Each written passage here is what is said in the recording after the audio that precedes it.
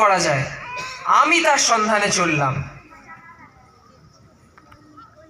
মার্জিনা, মার্জিনা, বলো হোসেন সাহাব। আজ আমাদের বড় বিপদ। আব্বাজান জঙ্গল থেকে ফিরেছে, সাথে কাসিম চাচার 4 টুকরো দেহ। হ্যাঁ, মার্জিনা, তুমি বুদ্ধিমতী।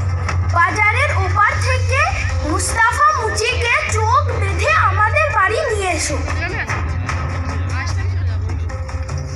দিদি আপনার ব্যাগটা একটা পয়সা